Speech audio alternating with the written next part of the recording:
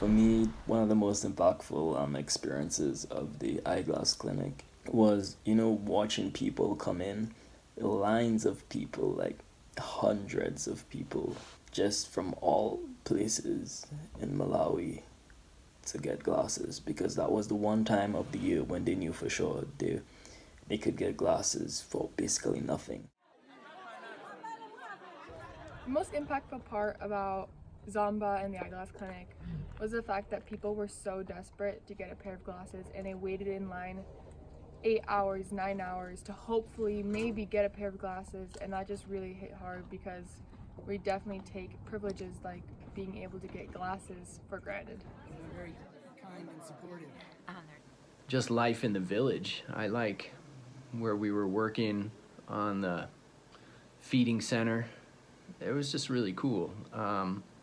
Good vibes and everybody working hard and sort of exceeding the expectations of the guys we were working with, Capito and Frank, and the group dynamics and the vibe of the village were really amazing.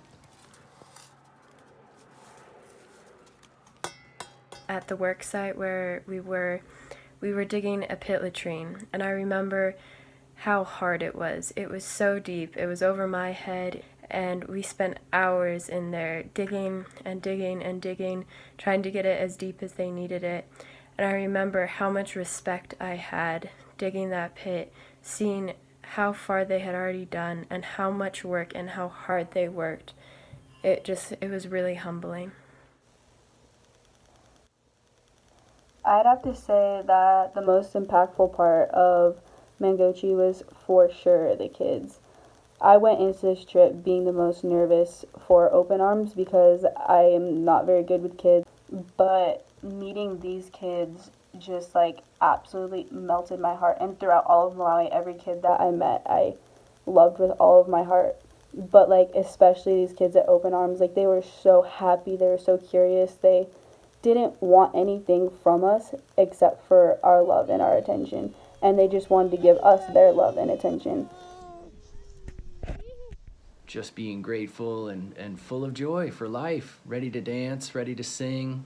That they have barely anything in comparison to what we have materialistically, but yet they have such a rich culture and a rich environment, and their hearts are so full of joy and happiness and appreciation.